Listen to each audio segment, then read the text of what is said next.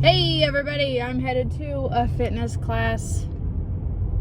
I haven't told a lot of people, but it's pole fitness, and I haven't posted any videos of my progress because I want to post a video when I'm really good so that people will be like, oh my gosh, you're amazing at this, but really, like, I'm putting in a lot of hard work. Also, side note, this is not the purpose of this video, but I am now comfortable doing pole fitness. One of my very first jobs as a fitness instructor over like 12 years ago was teaching step aerobics at a place called Adult Dance and Fitness. And the only reason I was there is because I was trying to minister to or visit teach, which is something you do in the Church of Jesus Christ of Latter-day Saints. You try to minister to others to support them and help them. And I was assigned to this person, and she was like, if you want to come and talk to me, you need to come to my studio because I'm not coming to church. And I was like, that's fine. Oh, what's your studio? And she's like, Adult Dance and Fitness. And I was like, Adult Dance and Fitness, what do you do there? You know, and it's like pole dancing and chair dancing, and they also did like aerial silks and stuff. And she asked me if I wanted a job, and I was like, teaching what? And she was like, you can do step aerobics. You said that you teach step aerobics. And that was the very first format I learned to teach as a fitness instructor. So I was like, yeah, I'll do that. So with that being said, my exposure to pole dancing and chair dancing was interesting because they would always talk about different competitions and stuff like that. And there was a clear difference between those who did it for fitness and those who put the sexy moves into it. I don't even know the word for it. Seductive. Like they would, you know, they're rubbing their junk on the pole and stuff like that. And it's like, I don't want to do that.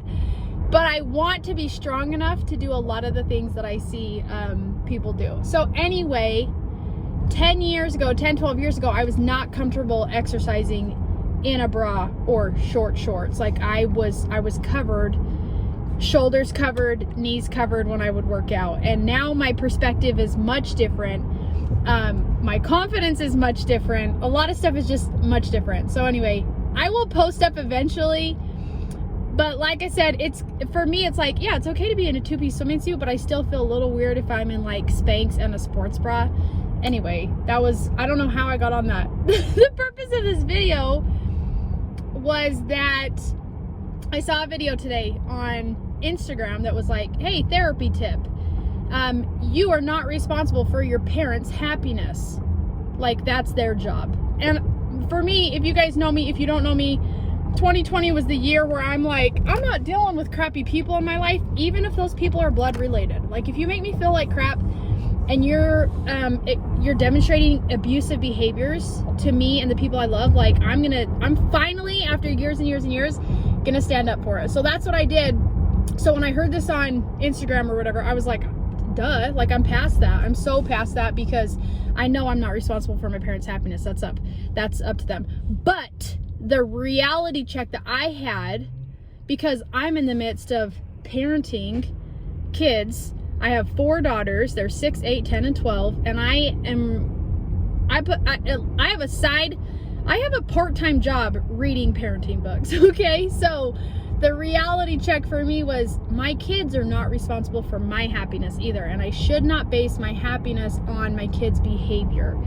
And that's really hard for me because I feel responsible for the way that my kids act because it's my job to teach them, but I know that I can't control them and I should not value myself based on how my children act. So anyway, if you're watching this and you're on either side of the spectrum, I just want you to know your happiness is not dependent upon your children. It's not dependent upon your parents, and it's not your job to make your parents happy.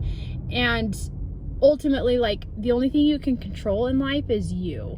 As much as you want to be able to control your kids or control your family situation or your parents or all that jazz, like, you can't. So invest in yourself. Never ever stop working towards becoming the best version of you, and change and evolve. So to tie this in to the beginning of my video and the story, like I have changed and evolved big time in the last year, but also from 10 or 12 years ago. Like I used to be one of the most judgmental people, and this is crazy now that I'm talking about it. when I distanced myself from toxic family members, I am also able to separate the behaviors I was demonstrating because I was influenced by these people so much. So loyalty was a big deal in how I thought I should act. So anyway, super crazy. I just wanted to share that with you guys, because you should be happy every single day. Like, you could die tomorrow and you shouldn't put off your happiness. So if your happiness is not happening now, there's something you can do to make sure that it is. And as a life and fitness coach, I will always be here to get your back and help you work through these things. So anyway, have a great day. Love you. Bye.